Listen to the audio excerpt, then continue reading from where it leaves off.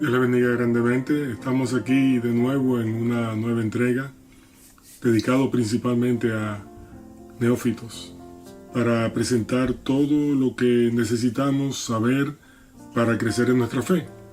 Mi nombre es Emmanuel Falcón, soy parte del equipo de ministros de la Iglesia Bautista del Calvario en Chelsea, Massachusetts, y es un privilegio para mí poder compartir con ustedes la palabra de Dios. Ustedes saben que cuando nos vamos adentrando en un campo, ya sea informática, negocios, medicina, cual sea, hay un vocabulario que es propio de cada área, de cada campo. En teología sucede lo mismo, hay expresiones que tienen un significado particular en el campo de la teología. Por ejemplo, la palabra Trinidad, la expresión la caída, regeneración, muerte vicaria, muerte o muerte sustitutiva, cena del Señor, etc. Hay muchas expresiones y muchas palabras que tienen un significado peculiar en el medio que se utilizan. Así que algunas de esas palabras y expresiones las vamos a estar explicando a lo largo de las próximas semanas, pero vamos a empezar con la caída. La caída es un punto muy importante, una enseñanza bíblica muy importante que nos ayuda a comprender nuestra realidad actual, la razón por la cual necesitamos un Salvador, y también nos ayuda a entender el por qué es tan importante para nosotros reconocer quiénes somos, nuestra condición de pecadores, para volvernos a Dios. En nuestro tiempo, cuando vamos a YouTube o cualquiera de estas plataformas o cualquiera de estos medios, podemos ver videos sobre caídas. Algunos videos son muy graciosos. Otros videos no son graciosos, para nada graciosos. Pero estamos acostumbrados a ver caídas. Muchas caídas, cuando ocurren, la persona simplemente se levanta de nuevo y sigue caminando. Bueno, ahí puede resultar gracioso. Pero en muchas ocasiones la caída puede resultar fatal. Así que todas las caídas no son iguales, y de la caída a la que se refiere la Biblia, o la caída de la que vamos a hablar, que está dentro del campo teológico, tiene que ver con un evento muy trascendente. Así que vamos a dividir la caída en tres: lo que significa la caída, cómo ocurrió la caída y las consecuencias de la caída del hombre. Así que en este momento, en esta oportunidad, vamos a hablar de lo que significa la caída, lo que significa eso en el campo de la teología, en el campo de la enseñanza teológica, y para que podamos entender la importancia de la comprensión de nuestro estado actual como personas caídas delante de Dios. En primer lugar, debemos recordar que Dios creó todo lo que existe. Génesis 1:1 dice que en el principio creó Dios los cielos y la tierra. Así que Dios creó todo, absolutamente todo lo que existe, absolutamente todo. Lo creó de una manera perfecta, en un orden y de una manera perfecta. La expresión los cielos y la tierra significa que Dios creó todo lo que existe, todo, desde arriba hasta abajo, todo lo que existe fue creado por Dios. Absolutamente todo. No hay nada que no haya sido creado por Dios. En el día 1 Dios creó la luz. En el día 2 Dios creó la expansión de los cielos. En el día 3 Dios separó las aguas que estaban debajo de la expansión de las aguas y apareció la tierra seca, y luego ordenó que se produjeran plantas, hierba y todo lo verde. En el día 4 creó las estrellas, el sol, la luna, es decir, los astros en el firmamento.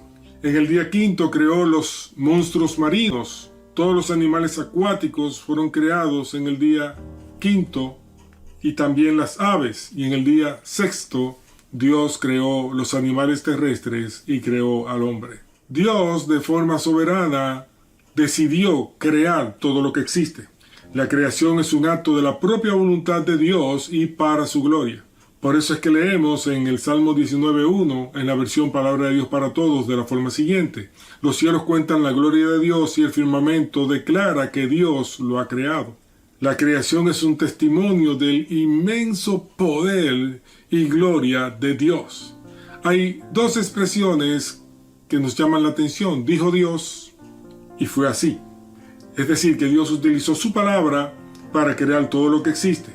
Dios dijo, sea la luz, y fue la luz. Así que cada obra creadora de Dios es precedida por una orden suya, y esa orden se concreta, se materializa. A diferencia de nosotros, que podemos decir muchas cosas y no pasar nada, pero cuando Dios habla, se cumple. Siempre es así, lo que Dios dice, se cumple. Pero hay otra cosa que nos llama la atención. Dios evaluó su creación. En Génesis 1:31 dice la Biblia, y vio Dios todo lo que había hecho, o lo que había creado, ¿verdad? Y aquí que era bueno en gran manera, y fue la tarde y la mañana del día sexto. Dios hizo una evaluación. Dios evaluó lo que había creado, y ¿saben qué? Certificó que era bueno. Esta certificación significa que cada cosa que Dios creó cumplía con su propósito, con la razón por la cual Dios la había creado, y se correspondía con el diseño para el cual Dios lo había hecho. Así que, como en muchos países hay instituciones dedicadas a vigilar que los productos que se venden estén en buen estado, y las medicinas que se venden según la etiqueta y su posología para la que fue diseñada esa medicina, cumpla con ese propósito. Dios evaluó su creación al igual que esas instituciones evalúan lo que hacen o lo que se hace en el campo que ellos están encargados de fiscalizar. La diferencia entre la evaluación de Dios y la evaluación nuestra es grande. Por ejemplo, si la institución encargada de evaluar que las medicinas cumplan con el propósito para el cual fueron diseñadas, no pueden asegurar nunca que para el 100% de los pacientes que serán medicados, esos medicamentos van a surtir el mismo efecto o van a tener el mismo resultado para el bienestar de la salud. Pero en el caso de la evaluación de Dios, aquí Dios con su certificación dice, el 100% de lo creado cumple 100% para lo que fue creado. De ahí que la creación estaba perfecta, en perfecta armonía, y cada cosa cumpliendo con el rol, con el papel para el que fue diseñado. Ahora, Dios creó al hombre a su imagen y semejanza. Nosotros somos parecidos a Dios. A esto se le llama, o mejor dicho, esto apunta a que Dios tiene atributos que comparte con nosotros, aunque también Dios tiene atributos que no comparte con nosotros. En el segundo grupo de los atributos no compartidos con Dios, que los teólogos llaman atributos no comunicables, está que Dios es omnipresente. Dios está en todo lugar de forma plena, absoluta, es decir, Dios está en todo lugar al mismo tiempo. Dios es omnisapiente, Dios lo sabe todo. Dios no está limitado como nosotros al espacio y al tiempo, y también a nuestras mentes finitas y a nuestros sentidos limitados. No, Dios lo sabe absolutamente todo. La creación, todo lo que existe está desnudo delante de su presencia. Ahora bien, ¿qué atributos compartimos con Dios? Un atributo es la santidad, ¿verdad? Somos santos. Aunque Dios es santo, infinitamente santo, pero nosotros estamos llamados a eso, a ser santos, y podemos ser santos. También la palabra de Dios nos enseña que otro atributo que comparte Dios con nosotros es la fidelidad. Fidelidad, somos fieles, podemos ser fieles, aunque Dios es fiel, siempre, sin importar las circunstancias. Amor, nosotros amamos, los seres humanos somos capaces de amar, aunque el amor de Dios es infinito. También podemos tener misericordia y justicia. Lo único que la misericordia de Dios es infinita, y nosotros somos misericordiosos muchas veces de forma circunstancial, como ocurre con los demás atributos. también nos airamos, lo único que la ira de Dios es justa. Así que Dios nos creó a su imagen y semejanza, y eso significa que hay atributos que compartimos con Dios. Dios también delegó una responsabilidad en nosotros cuando fuimos creados, la de señorear la tierra y sojuzgarla. Increíble, ¿no? La Biblia dice: entonces dijo Dios, hagamos al hombre a nuestra imagen, conforme a nuestra semejanza, y señoree en los peces del mar, en las aves de los cielos, en las bestias, en toda la tierra, en todo animal que se arrastra sobre la tierra. Una posición increíblemente elevada. Nos otorgó señorío, autoridad para gobernar, para regir en la tierra y regir a las demás criaturas. Una posición encumbrada, en realidad, muy encumbrada. Así que Dios nos creó, varón y hembra nos creó, también nos bendijo y dijo: fructificad y multiplicaos, llenad la tierra. Eso significa que la tierra se iba a llenar de la imagen de Dios, porque el hombre es hecho a imagen y semejanza de Dios. Así que Dios nos creó, nos dio un propósito, nos dio valor. Somos valiosos porque Dios nos creó a su imagen y semejanza. Nos creó justos, misericordiosos, sabíamos amar, éramos santos y todo estaba bien, todo funcionaba bien. Estábamos como seres humanos en el lugar más alto posible que podemos estar. Colaboradores de Dios, vicerregentes de Dios, administradores de las cosas de Dios, increíble, privilegiados.